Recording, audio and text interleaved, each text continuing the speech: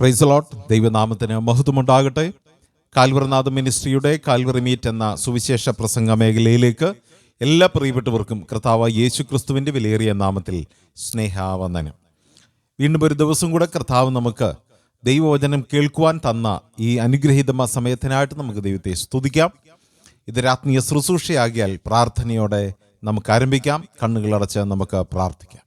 കരുണാസമ്പന്നായ ദൈവമേ, സ്വർഗപിതാവേ, ഞങ്ങൾക്ക് നൽകിയ നല്ല സന്ദർഭത്തിനായിട്ട് ഞങ്ങൾ അങ്ങേ സ്തുതിക്കുന്നു. പ്രാർത്ഥനയോടെ വീണ്ടും കർത്താവിൻ്റെ സന്നിധിയിൽ ആത്മീയ ശുശ്രൂഷയ്ക്കായിട്ട് കടന്നു വരുവാൻ ദൈവം കൃപ തന്നതിനായിട്ട് അങ്ങേ സ്തുതിക്കുന്നു. പിതാവേ, ഇന്ന് നടക്കുന്ന ശുശ്രൂഷയെ കർത്താവ് അനുഗ്രഹിക്കണമേ. അതിന് പുറകിൽ അധ്വാനിക്കുന്ന പ്രിയപ്പെട്ടവരെ ദൈവം മാനിക്കണമേ. ശുശ്രൂഷ ചെയ്യുന്ന പ്രിയ സഹോദരങ്ങളെ കർത്താവിൻ്റെ കരങ്ങളിലെടുത്ത് ഉപയോഗിക്കണമേ. വളരെ അനുഗ്രഹീതമായ ഒരു ശുശ്രൂഷ നീ ചെയ്യുവാൻ, ദൈവത്തെ മഹത്വപ്പെടുത്തുവാൻ ദൈവം കൃപ തന്ന് സഹായിക്കണം. ഗാനങ്ങൾ ആലപിക്കുന്ന പ്രിയപ്പെട്ടവരെയും ദൈവവചനം സംസാരിക്കുന്ന പ്രിയപ്പെട്ടവരെയും കർത്താവ് അനുഗ്രഹിക്കണം. അത് കേൾക്കുന്ന അനേകരുടെ ജീവിതത്തിൽ അത് അനുഗ്രഹത്തിന് കാരണമാക്കി തീർക്കണമേ. പുതിയ തീരുമാനങ്ങളോടെ മടങ്ങുവാൻ ദൈവം സഹായിക്കണം. കാലാവസ്ഥയൊക്കെ ദൈവം അവിടുന്ന് മാനിക്കുമാറാകണം. പ്രാർത്ഥന കേട്ടതിന് സ്തോത്രം. യേശു ക്രിസ്തുവിൻ്റെ വിലയേറിയ നാമത്തിൽ തന്നെ ആമേൻ. ദൈവനാമത്തിന് മഹത്വമുണ്ടാകട്ടെ. വീണ്ടും കാൽവറിനാഥ മിനിസ്ട്രിയുടെ കാൽവറി മീറ്റ് എന്ന ഈ പ്രോഗ്രാമിലേക്ക് കടന്നു വരുവാൻ ദൈവം നമുക്ക് കൃപ തന്നു. അതോർത്ത് ദൈവത്തെ സ്തുതിക്കുന്നു. ഇന്ന് ദൈവവചനം സംസാരിക്കുന്നത് ഇവാഞ്ചലിസ്റ്റ് ജേക്കബ് വർഗീസ് കെനിയ അവറുകളാണ്. അദ്ദേഹം ഒരു കൊട്ടാരക്കര സ്വദേശിയാണ്. എങ്കിലും ദീർഘമായ വർഷങ്ങൾ കെനിയയിൽ കർത്താവിൻ്റെ വേലയോടുള്ള ബന്ധത്തിൽ ആയിരിക്കുന്നു. അവിടെ അനേക ശുശ്രൂഷ എന്ന ഒരു ദൈവദാസനാണ്. ഇന്ന് രാത്രിയിൽ അദ്ദേഹം നമ്മോട് ദൈവവചനം സംസാരിക്കും. എന്നാൽ അതിനു മുമ്പ് ഒരു ഗാനം കേൾക്കുവാനുള്ള അവസരം നമുക്കുണ്ട്. പ്രിയ അക്സാമോൾ ഗാനം ആലപിക്കും. പ്രിയപ്പെട്ടവരെ, കർത്താവ് യേശു ക്രിസ്തുവിൻ്റെ വിലയേറിയ നാമത്തിൽ ഈ ശുശ്രൂഷയിലേക്ക് ഹാർദവമായി സ്വാഗതം ചെയ്യുന്നു. ഗാനങ്ങൾ കേട്ട് നമുക്ക് മടങ്ങി വരാം. ആലപിക്കുന്നതിനായി പ്രിയ സഹോദരിയെ പ്രാർത്ഥനയോടെ ക്ഷണിക്കുന്നു.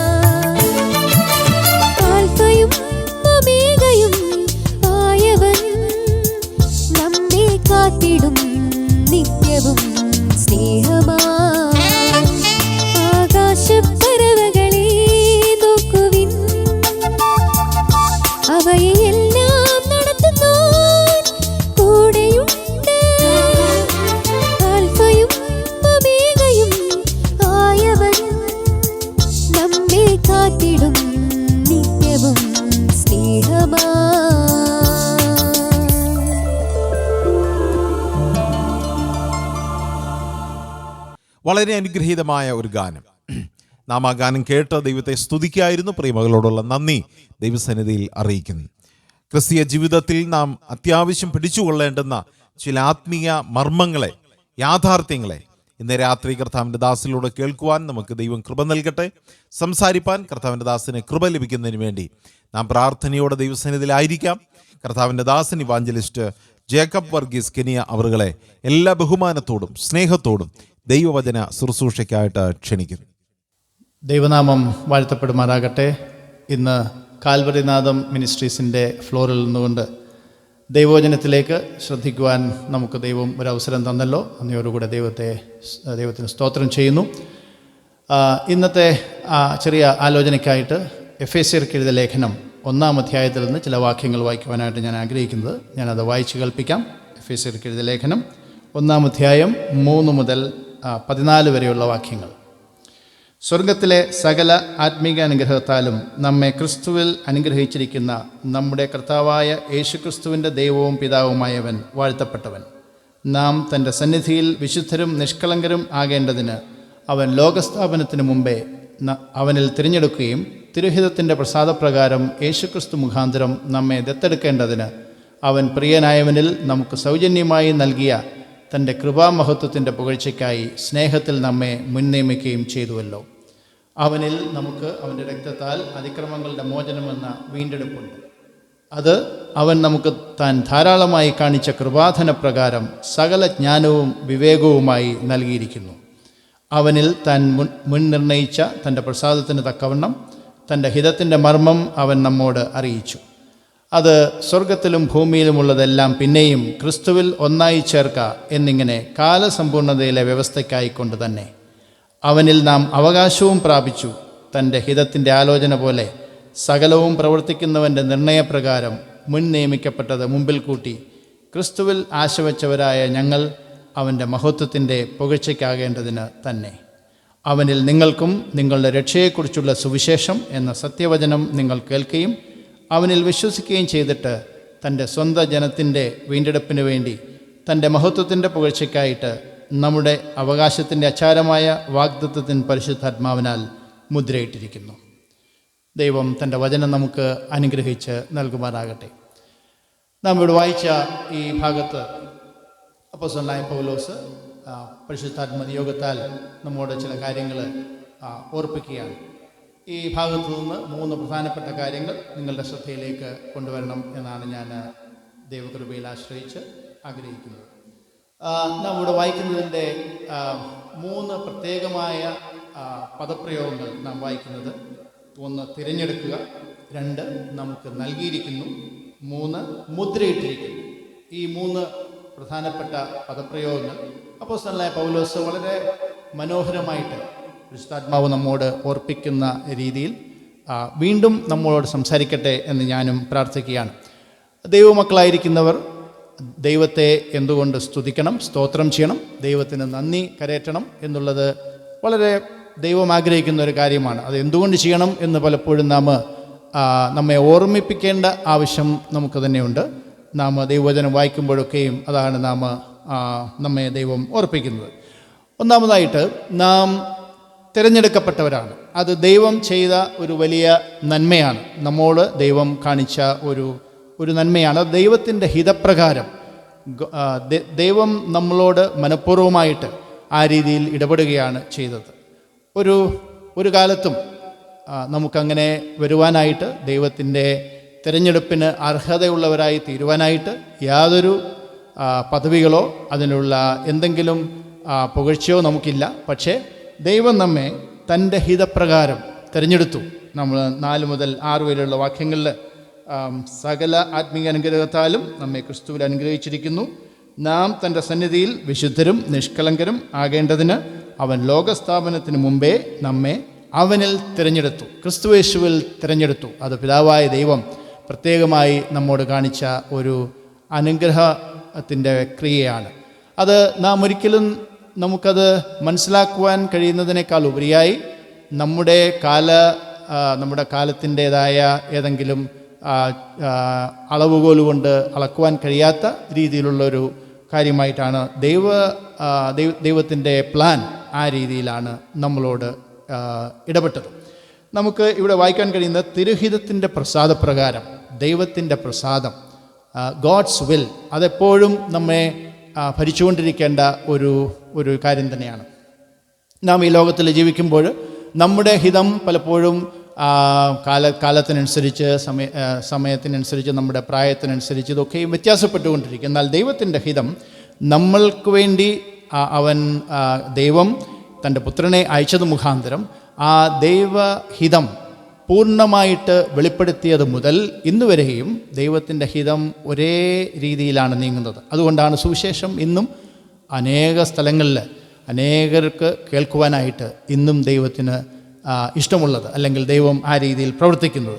ആ തിരഞ്ഞെടുപ്പ് നമ്മെ ക്രിസ്തുവിൽ തിരഞ്ഞെടുക്കുവാനായിട്ട് ദൈവം കാണിച്ച ആ മഹാദയ ഇന്ന് നമുക്ക് ഒരു പ്രാവശ്യം കൂടെ ഓർക്കാം. നമ്മെ തിരഞ്ഞെടുക്കുവാനായിട്ട് നാം ഇവിടെ വായിക്കുന്നത് യേശുക്രിസ്തു മുഖാന്തരം നമ്മെ ദത്തെടുക്കേണ്ടതിന്, ആ ദത്തെടുക്കൽ പ്രക്രിയയിലൂടെയാണ് നമ്മെ നമ്മുടെ തിരഞ്ഞെടുപ്പ് ദൈവം പൂർണ്ണമാക്കിയത്. നാം ഒരിക്കലും ഒരു ദൈവിക കുടുംബത്തിൽ ജനിക്കുവാൻ അർഹതയുള്ളവരല്ല. അതുകൊണ്ട് തന്നെ ഒരു ദത്തെടുക്കൽ ആവശ്യം ആയിരുന്നു. അതാണ് ദൈവം നമ്മളോട് ചെയ്തത്. നാം ഇവിടെ വായിക്കുന്നത്, നമ്മെ ദത്തെടുക്കേണ്ടതിന് അവൻ പ്രിയനായവനിൽ നമുക്ക് സൗജന്യമായി നൽകിയ തൻ്റെ കൃപാമഹത്വത്തിൻ്റെ പുകഴ്ചയ്ക്കായി. നാം ഇവിടെ വീണ്ടും കൃപയെ പറ്റിയാണ് വായിക്കുന്നത്. ആദ്യം ദൈവത്തിൻ്റെ ഹിതം, രണ്ടാമത് ദൈവത്തിൻ്റെ കൃപ, ഗോഡ്സ് ഗ്രേസ്. അപ്പോൾ God's will and then God's grace. നമ്മൾ രണ്ട് പദപ്രയോഗങ്ങളും വളരെ ശ്രദ്ധിക്കേണ്ട ഒരു കാര്യമാണ്.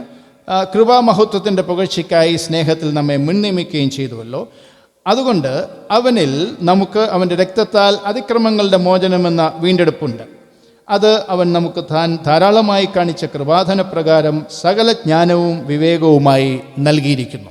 ഇവിടെ ഒരു നൽകിയിരിക്കുന്നു എന്നുള്ള ഒരു പദപ്രയോഗമാണ് നാം അവിടെ കാണുന്നത്.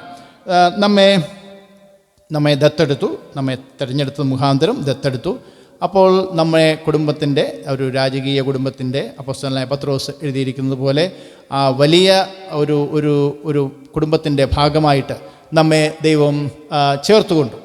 അതുകൊണ്ട് തന്നെ നമുക്ക് ഇപ്പോൾ ആ കുടുംബത്തിൽ വസിക്കുവാനായിട്ടുള്ള കൃപയും ദൈവം തന്നിരിക്കുകയാണ്.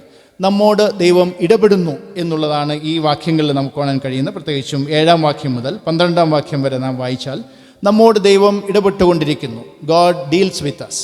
അപ്പം അത് ദൈവത്തിൻ്റെ കൃപ മുഖാന്തരമാണ് നമ്മോട് ദൈവത്തിന് ഇടപെടുവാൻ കഴിയുന്നത്.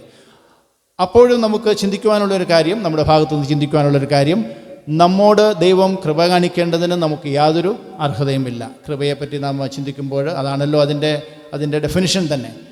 അർഹതയില്ലാത്ത സ്ഥാനത്ത് ദൈവം കാണിക്കുന്ന ആ വലിയ മനസ്സലിവ്, ആ വലിയ സഹായം, നാം ഒരിക്കലും അത് നമുക്ക് പ്രാപിക്കുവാനായിട്ട് നമുക്ക് ശേഷിയില്ലാത്ത സമയത്ത്, അല്ലെങ്കിൽ അങ്ങനെയുള്ള ഒരു മാനവജാതിയോട് ദൈവം ഇടപെടുന്നു, ഇന്നും ഇടപെട്ടുകൊണ്ടിരിക്കുന്നു. ഇന്ന് ഈ വചനം ശ്രദ്ധിക്കുന്ന ആരെങ്കിലും ആ ദൈവകൃപയ്ക്ക് അവകാശികളായിട്ട് തീരാത്തവരാരെങ്കിലും ഉണ്ടെങ്കിൽ, ഞങ്ങളെ കേൾക്കുന്നുണ്ടെങ്കിൽ, ഈ സമയം നിങ്ങളെ ദൈവാത്മാവ് ഓർപ്പിക്കുന്ന ഒരു കാര്യം, ദൈവം ഇന്നും നമ്മോട് തൻ്റെ കൃപയ്ക്കനുസരിച്ച് ഇടപെട്ടുകൊണ്ടിരിക്കുന്നു. നാം ഇവിടെ വായിക്കുമ്പോൾ, നാം വീണ്ടും വായിക്കുമ്പോൾ, അവനിൽ താൻ മുൻനിർണയിച്ച തൻ്റെ പ്രസാദത്തിന് തക്കവണ്ണം തൻ്റെ ഹിതത്തിൻ്റെ മർമ്മം അവൻ നമ്മോട് അറിയിച്ചു. ഈ മർമ്മം അറിയിച്ചുകൊണ്ടിരിക്കുകയാണ്. അത് അപ്പോസ്തലനായ പൗലോസ് ഇതെഴുതുമ്പോൾ താൻ പഴയ നിയമത്തിൻ്റെ ഏടുകളിൽ ഇത് ഒരു മർമ്മമായിരുന്നു. എന്നാൽ പുതിയ നിയമത്തിൽ വന്നപ്പോൾ നമ്മോട് അത് അറിയിച്ചു. ഇന്ന് നമ്മോട് അറിയിച്ചു കൊണ്ടിരിക്കുകയാണ്. വിശ്വാസികൾക്കും അവിശ്വാസികൾക്കും സകല ജനത്തിനും ഇത് വെളിപ്പെടുത്തുവാൻ ദൈവം ആഗ്രഹിക്കുകയാണ്. വിശ്വാസികൾ ദൈവവചനം നാം ശ്രദ്ധിക്കുമ്പോൾ, പ്രത്യേകിച്ചും വിശ്വാസികളായിരിക്കുന്ന കർത്താവായ യേശുക്രിസ്തുവിനെ സ്വന്തം രക്ഷിതാവായിട്ട് സ്വീകരിച്ച് ദൈവിക കുടുംബത്തിലെ അംഗങ്ങളായി തീർന്നവർ, നാം വീണ്ടും സുവിശേഷം കേൾക്കുമ്പോൾ ദൈവം നമ്മെ വീണ്ടും അത് ഓർപ്പിച്ചുകൊണ്ടിരിക്കുകയാണ്. എൻ്റെ ഹിതം, ദൈവത്തിൻ്റെ ഹിതം ഇന്നതായിരുന്നു, ദൈവം നമ്മെ ദത്തെടുത്തു, ദൈവം നമ്മോട് ഇടപെടുന്നു. ഇതൊക്കെയും സുവിശേഷത്തിലൂടെ ദൈവം നമ്മളെ വീണ്ടും ഓർപ്പിച്ചുകൊണ്ടിരിക്കുകയാണ്. എല്ലാ ദിവസവും അത് കേൾക്കുന്നത് എത്രയോ അനുഗ്രഹം. നാം രണ്ടാമത് ചിന്തിക്കുന്നത്, ദൈവത്തിൻ്റെ കൃപ മുഖാന്തരം, ദൈവത്തിൻ്റെ കൃപയിലൂടെ, ദൈവത്തിൻ്റെ കൃപ മാത്രം ആണ് ദൈവം ഉപയോഗിക്കുന്നത് നമ്മോട് ഇടപെടാൻ. അല്ലെങ്കിൽ നമുക്കൊരിക്കലും ഈ ലോകത്തിൽ ജീവിക്കുവാനുള്ള അർഹതയില്ല. ഈ പാപപങ്കിലമായ ലോകത്തിൽ പാപപങ്കിലമായ ജഡശരീരത്തോടുകൂടെ നാം ജീവിക്കുമ്പോൾ ദൈവത്തിൻ്റെ കൃപ നമുക്ക് എത്ര അധികം ആവശ്യമായിരിക്കുന്നു. അപ്പോൾ രണ്ടാമത്തെ കാരണം, ദൈവം നമ്മോട് ഇടപെടുന്നു. ആ കൃപ, തൻ്റെ കൃപ മുഖാന്തരമായിട്ട് ദൈവം നമ്മോട് ഇടപെട്ടുകൊണ്ടിരിക്കുന്നു. നാം വീണ്ടും തുടർന്ന് വായിക്കുമ്പോൾ നാം 12 കഴിഞ്ഞിട്ട് 13 വാക്യം മുതൽ താഴോട്ട് 13, 14 വാക്യങ്ങൾ വായിക്കുമ്പോൾ നാം ദൈവം നമ്മോട് ഒരു പ്രത്യേകമായ രീതിയിൽ ഭാവിയിലേക്ക് ഇടപെടുന്നു എന്നുള്ളതാണ് കാണുന്നത്. അതിന് മലയാളത്തിൽ ഉപയോഗിച്ചിരിക്കുന്ന വാക്ക് മുദ്രയിട്ടിരിക്കുന്നു. അതായത് അത് പൂർണ്ണമായിട്ടും അത് നമുക്ക് തീർച്ചപ്പെടുത്തി തന്നിരിക്കുകയാണ്. നമുക്ക് വേണ്ടി അത് ദൈവം മുന്നൊരുക്കി, ദൈവം നമ്മോട് ഇടപെടുന്നു. ഇനി ഭാവിയിൽ അത് പൂർണ്ണമായും അത് നമുക്ക് അച്ചാരമായിട്ട്, അല്ലെങ്കിൽ അതിനൊരു ഗ്യാരൻറ്റി ആയിട്ട് ദൈവം നമുക്ക് തന്നിരിക്കുകയാണ്. ഇപ്പോൾ നാം 13 വാക്യം വായിക്കുമ്പോൾ, അവനിൽ നിങ്ങൾക്കും നിങ്ങളുടെ രക്ഷയെക്കുറിച്ചുള്ള സുവിശേഷം എന്ന സത്യവചനം നിങ്ങൾ കേൾക്കുകയും അവനിൽ വിശ്വസിക്കുകയും ചെയ്തിട്ട് തൻ്റെ സ്വന്തം ജനത്തിൻ്റെ വീണ്ടെടുപ്പിന് വേണ്ടി തൻ്റെ മഹത്വത്തിൻ്റെ പുകഴ്ചയ്ക്കായിട്ട് നമ്മുടെ അവകാശത്തിൻ്റെ അച്ചാരമായ വാഗ്ദത്തത്തിൻ പരിശുദ്ധാത്മാവിനാൽ മുദ്രയിട്ടിരിക്കുന്നു. ഈ മുദ്രയിട്ടിരിക്കുന്നത് പരിശുദ്ധാത്മാവിനെക്കുറിച്ച് നാം പഠിക്കുമ്പോൾ, കർത്താവായ യേശുക്രിസ്തു ഈ ഭൂമിയിലായിരുന്നപ്പോൾ തൻ്റെ സ്വർഗാരോഹണത്തിന് മുൻപ് ഞാൻ പോയി പിതാവിനോട് പ്രാർത്ഥിച്ച് ആ പരിശുദ്ധാത്മാവ് നിങ്ങളുടെ മേൽ വരുമ്പോൾ നിങ്ങൾക്ക് സകല ശക്തി, നിങ്ങൾ എൻ്റെ സാക്ഷികളാകുവാൻ വേണ്ടി നിങ്ങൾക്ക് ശക്തി ലഭിക്കും എന്ന് പറഞ്ഞ ആ വലിയ വാഗ്ദത്തം താൻ നിവർത്തിച്ചു. ഇന്ന് നമ്മൾ പരിശുദ്ധാത്മാവിനാൽ മുദ്ര ഇട്ടപ്പെട്ടവനാണ്.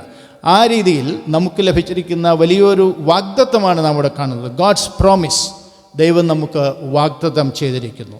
ദൈവഹിതപ്രകാരം, ദൈവത്തിൻ്റെ കൃപപ്രകാരം ദൈവത്തിൻ്റെ വാഗ്ദാനം നമുക്ക് നൽകിയിരിക്കുകയാണ്. ഇന്ന് നമുക്ക് ചിന്തിക്കുവാനായിട്ട് കഴിയുന്നൊരു കാര്യം, ഇന്നത്തെ ലോകത്തിൽ 21-ാം നൂറ്റാണ്ടിൽ ജീവിക്കുന്ന നമുക്ക് ഇന്നത്തെ ലോകത്തിൽ പൂർണ്ണമായിട്ടും വിശ്വസിക്കാവുന്ന കാര്യങ്ങൾ വളരെ കുറവാണ്.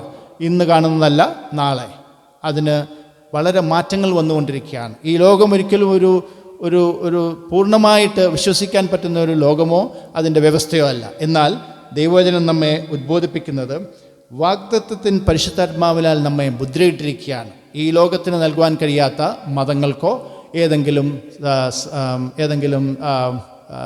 സംഘടനകൾക്കോ നൽകുവാൻ കഴിയാത്ത വലിയ ഒരു അഷ്വറൻസ് നമുക്ക് ദൈവം നൽകിയിരിക്കുകയാണ്. ആ പരിശുദ്ധാത്മാവാണ്, താനാണ് നമ്മളെ മുദ്രയിട്ടിരിക്കുന്നത്. നാം അപ്പോസ്തലനായ പൗലോസ് എഴുതിയ ലേഖനങ്ങളിൽ ഉടനീളം വായിക്കുമ്പോൾ നാം വീണ്ടും വീണ്ടും വായിക്കുന്ന ഒരു കാര്യം, ആ പരിശുദ്ധാത്മാവ് നമ്മുടെ ഹൃദയങ്ങളിൽ പ്രവർത്തിച്ച് നമ്മുടെ രക്ഷയുടെ പൂർണ്ണമായ അഷ്വറൻസ് നമുക്ക് ദൈവം നമ്മെ ഓർപ്പിക്കുകയാണ്. നമുക്ക് പ്രാർത്ഥിപ്പാനുള്ള കൃപ തരുന്നത്, പ്രാർത്ഥിപ്പാനുള്ള ശക്തി തരുന്നതും പരിശുദ്ധാത്മാവാണ്. ദൈവവുമായിട്ട് ബന്ധപ്പെടുവാൻ, മറ്റുള്ളവരോട് സുവിശേഷം അറിയിക്കുവാൻ, ഇതിനൊക്കെയും നമ്മെ ബലപ്പെടുത്തുന്നത് പരിശുദ്ധാത്മാവാണ്. കർത്താവായ യേശുക്രിസ്തു തൻ്റെ ശിഷ്യന്മാരോട് പറഞ്ഞതുപോലെ, ഞാൻ പോയാൽ നിങ്ങളെ ഞാൻ അനാഥരായി വിടുകയല്ല, എന്നാൽ നിങ്ങൾക്ക് ഒരു നേതാവ്, ഒരു ലീഡർ, ഒരു ഗൈഡ്, ഒരു വഴികാട്ടി, നിങ്ങളെ സത്യത്തിൽ നടത്തുവാൻ കഴിവുള്ള ഒരു കാര്യസ്ഥൻ അവൻ വരും. അതാണ് പരിശുദ്ധാത്മാവ്, അവനാണ് പരിശുദ്ധാത്മാവ്. ഇന്ന് നാം ഇവിടെ വായിക്കുന്നത് ആ പരിശുദ്ധാത്മാവിനാൽ നാം മുദ്രയിട്ടപ്പെട്ടിരിക്കുന്നു.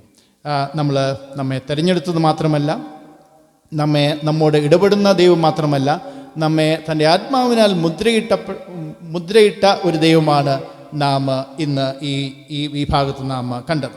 ഈ ഭാഗത്ത് തന്നെ നാം വായിക്കുമ്പോൾ പിതാവായ ദൈവം, നാം ആദ്യം 3-ാം വാക്യം തുടങ്ങിയപ്പോൾ, സ്വർഗത്തിലെ സകലാത്മിക അനുഗ്രഹത്താലും നമ്മെ ക്രിസ്തുവിൽ അനുഗ്രഹിച്ചിരിക്കുന്ന നമ്മുടെ കർത്താവായ യേശുക്രിസ്തുവിൻ്റെ ദൈവവും പിതാവുമായവൻ വാഴ്ത്തപ്പെട്ടവൻ. അപ്പോൾ പിതാവായ ദൈവം, അതിനുശേഷം അവനിൽ തിരഞ്ഞെടുത്തു യേശുക്രിസ്തു മുഖാന്തരം പുത്രനാം ദൈവം, അതിനുശേഷം ഏറ്റവും ഒടുവിലായിട്ട് പരിശുദ്ധാത്മാവിനാൽ മുദ്രയിട്ടിരിക്കുന്നു. നമ്മെ രക്ഷിച്ചത് ത്രിയേക ദൈവം, പിതാവ്, പുത്രൻ, പരിശുദ്ധാത്മാവ്. എത്രയോ വിലയേറിയ ഒരു രക്ഷയാണ് നാം ഇവിടെ വായിക്കുന്നത്. നമ്മോട് ദൈവം ഇങ്ങനെ മനസ്സലിവുള്ള ഒരു പിതാവായിട്ട്, നമ്മുടെ അരുമരക്ഷകനായിട്ട്, നമ്മെ വഴി നടത്തുന്ന പരിശുദ്ധാത്മാവാൻ ദൈവമായിട്ട് നമ്മോട് കൂടെയുള്ള ദൈവമാണ് ഇന്ന് നാം ഈ പാരഗ്രാഫിൽ നാം ഇവിടെ വായിച്ചത്. ഞങ്ങളെ കേൾക്കുന്ന ആരെങ്കിലും ഈ ദൈവത്തെ തൻ്റെ പുത്രനായ യേശുക്രിസ്തുവിലൂടെ അറിഞ്ഞിട്ടില്ല എന്നുണ്ടെങ്കിൽ ഒരു നിമിഷം നിങ്ങളോട് ഒരു അഭ്യർത്ഥന ഞങ്ങൾക്കുള്ളത്, ഒരു നിമിഷം ചിന്തിക്കൂ. നിങ്ങളുടെ നിത്യത എവിടെ ചിലവാക്കും? മുദ്രയിട്ടിരിക്കുന്നു എന്ന് പറയുമ്പോൾ അതിന് യാതൊരു മാറ്റവുമില്ല. അത് നിത്യതയോളം നിലനിൽക്കുന്ന ഒരു കാര്യമാണ്. ഈ ലോകത്തിലെ എല്ലാ കാര്യങ്ങളും മാറിപ്പോകും, നാം ഈ ലോകം വിടും. എന്നാൽ നിത്യജീവൻ നാം എവിടെ ചിലവാക്കും? ഈ വാക്യങ്ങളുടെ ഇടയിൽ വളരെ വ്യക്തമായിട്ട് അപ്പോസ്തലനായ പൗലോസ് ഒരു കാര്യം നമ്മെ ഓർപ്പിക്കുന്നത് 10-ാം വാക്യത്തിലാണ്. അത് സ്വർഗത്തിലും ഭൂമിയിലുമുള്ളതെല്ലാം പിന്നെയും ക്രിസ്തുവിൽ ഒന്നായി ചേർക്കാം എന്നിങ്ങനെ കാലസമ്പൂർണതയിലെ വ്യവസ്ഥയ്ക്കായിക്കൊണ്ട് തന്നെ ക്രിസ്തുയേശുവിൽ ഒന്നായി ചേർക്കുക. അതാണ് ദൈവത്തിൻ്റെ ഹിതം. താങ്കൾ ആ ഒന്നായി ചേർക്കൽ പ്രക്രിയയിൽ അവകാശിയായിട്ടുണ്ടോ? അങ്ങനെ ആയിട്ടുള്ളവർക്കായി ഞാൻ ദൈവത്തെ സ്തുതിക്കുന്നു, സ്തോത്രം ചെയ്യുന്നു. ഇന്ന് നാം ഈ വചനം ശ്രദ്ധിക്കുമ്പോൾ ആരെങ്കിലും ആ രീതിയിൽ നാം ഇവിടെ വായിക്കുന്നതനുസരിച്ച് കാലസമ്പൂർണതയിലെ വ്യവസ്ഥ വരുവാൻ പോകുകയാണ്. ഈ ലോകത്തിൽ നാം ഇപ്പോൾ കാണുന്നത് ആ സംഭവങ്ങളൊക്കെയും നമ്മെ ഓർപ്പിക്കുന്നത് ആ കാലസമ്പൂർണത വളരെ അടുത്തിരിക്കുന്നു. അത് ഇന്ന് സംഭവിക്കാം. കർത്താവായ യേശുക്രിസ്തു താൻ പറഞ്ഞു, ഞാൻ വീണ്ടും വരും. ഒരു നാളിൽ അവൻ നമ്മെ ചേർക്കുവാനായിട്ട് വരും. വിശ്വാസികളായിരിക്കുന്ന നാം ഓരോരുത്തരും ആ വരവിനെയാണ് നോക്കി പാർക്കുന്നത്. ആ പ്രത്യാശ താങ്കൾക്കുണ്ടോ? ഇന്ന് ആ രീതിയിൽ ഒരു നിമിഷം ചിന്തിക്കൂ. ആ കാലസമ്പൂർണത ഇന്ന് സംഭവിച്ചാൽ, അല്ലെങ്കിൽ എൻ്റെ ജീവിതകാലത്ത് സംഭവിച്ചാൽ, ആ വളരെ പ്രത്യാശയുള്ള, ആ വളരെ അനുഗ്രഹമായ ആ നാളിൽ ഞാൻ എങ്ങനെയായിരിക്കും? കർത്താവായ യേശുക്രിസ്തു തൻ്റെ ശിഷ്യന്മാരെ വിട്ടുപോയപ്പോൾ ആ പ്രക്രിയയിൽ, ആ സ്വർഗാരോഹണത്തിൽ വളരെ വ്യക്തമായിട്ട് അവരെ ഓർപ്പിച്ചൊരു കാര്യം, വീണ്ടും അവൻ പോയതുപോലെ വരും. ഇന്ന് നാം ഈ ഭാഗത്ത് വായിച്ചപ്പോൾ നമ്മെ മുൻനിയമിച്ചു, നമ്മെ വീണ്ടെടുത്തു. ഈ കാര്യങ്ങളൊക്കെ നാം ഇവിടെ വായിക്കുന്നു. ഭൂതകാലത്ത് നമ്മെ തിരഞ്ഞെടുത്തു, ഈ വർത്തമാനകാലത്ത് നമ്മെ വീണ്ടെടുത്തുകൊണ്ടിരിക്കുന്നു. ഭാവി കാലത്ത് നമ്മെ അതിൻ്റെ പൂർണ്ണതയിലെത്തിക്കും. നമുക്ക് അവകാശം, നാം വായിച്ചതുപോലെ അവനിൽ നാം അവകാശവും പ്രാപിച്ചു. ഇതൊക്കെയും വിശ്വാസികൾക്ക് നൽകിയിരിക്കുന്ന പ്രത്യേകമായ അനുഗ്രഹങ്ങളാണ്. പക്ഷേ മതത്തിൻ്റെ കെട്ടുപാടിൽ ആരെങ്കിലും ആ കെട്ടുപാടിൽപ്പെട്ട് ഇതൊക്കെയും പ്രാപിക്കാമെന്ന് ചിന്തിക്കുന്നുണ്ടെങ്കിൽ, ദൈവവചനം വളരെ വ്യക്തമായിട്ട് നമ്മെ ഓർപ്പിക്കുന്ന ഒരു കാര്യം, നാം ഈ അധ്യായത്തിലുടനീളം വായിക്കുന്ന ഒരു പ്രത്യേക പദമുണ്ട്, അവനിൽ. ഇംഗ്ലീഷിൽ നാം ഇൻ ഹിം, ഇൻ ക്രൈസ്റ്റ്, ക്രിസ്തുവിൽ. ഒരു മതത്തിലുമല്ല. നിങ്ങൾ ഏത് മതക്കാരനോ ആയിക്കോട്ടെ, ഏത് സഭാവിഭാഗക്കാരനോ ആയിക്കോട്ടെ, പക്ഷേ ദൈവം നമ്മെ ഓരോരുത്തരെയും ഉദ്ബോധിപ്പിക്കുന്ന കാര്യം, അവനിൽ, ക്രിസ്തുവിൽ നിങ്ങൾ ഒന്നായിരിക്കുക.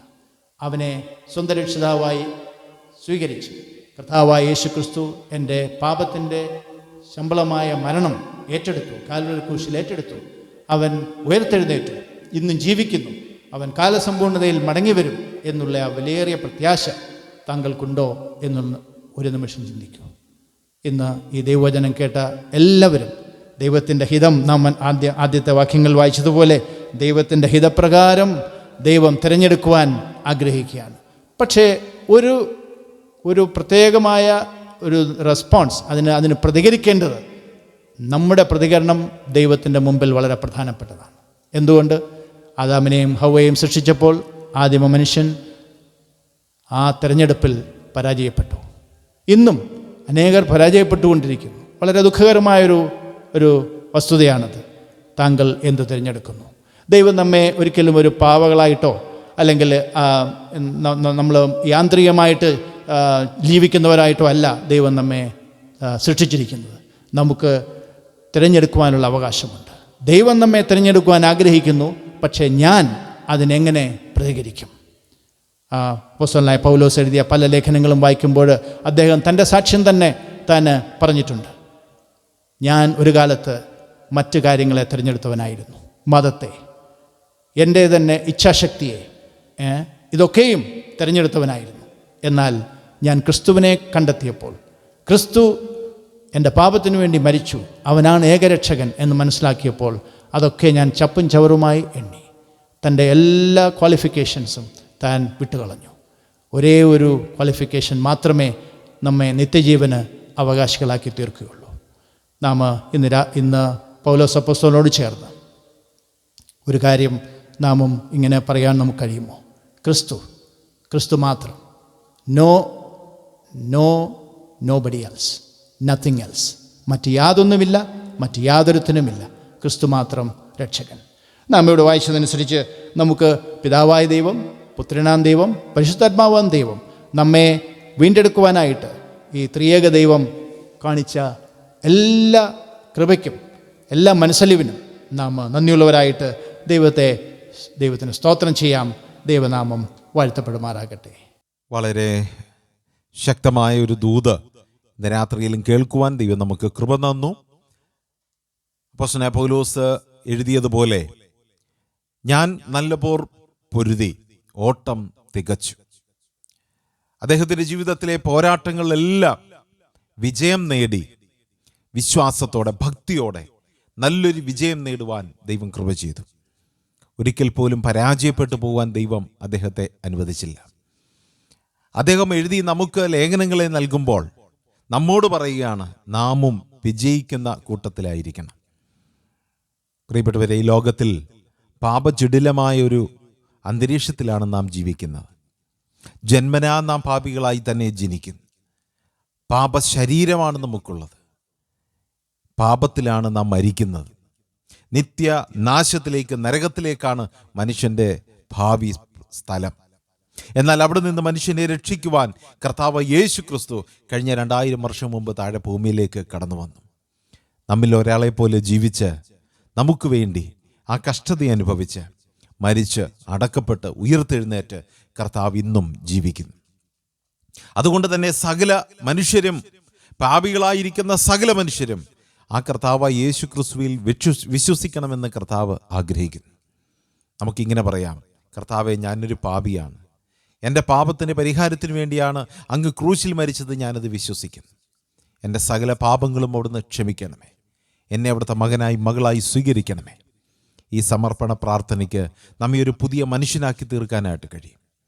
യഥാർത്ഥമായി ഞാനൊരു പാപിയാണെന്ന ബോധ്യത്തോടെ, യഥാർത്ഥമായി യേശുക്രിസ്തു മാത്രമാണ് എൻ്റെ രക്ഷകൻ, പാപമോചകൻ എന്ന വിശ്വാസത്തോടെ, ആ കർത്താവ് മരിച്ചു അടക്കപ്പെട്ടു ഉയർത്തെഴുന്നേറ്റ് ഇന്നും ജീവിക്കുന്നു എന്ന ഉറപ്പോടെ നമ്മുടെ പാപങ്ങളെ അവനോട് ഏറ്റുപറഞ്ഞ് ഉപേക്ഷിച്ച് ഒരു പുതിയ ജീവിതം ആരംഭിപ്പാൻ ദൈവം നിങ്ങളെക്കുറിച്ച് ആഗ്രഹിക്കുന്നു. നിങ്ങൾ ആ തീരുമാനമെടുക്കുന്നുവെങ്കിൽ ദൈവം നിങ്ങളെ അനുഗ്രഹിക്കട്ടെ.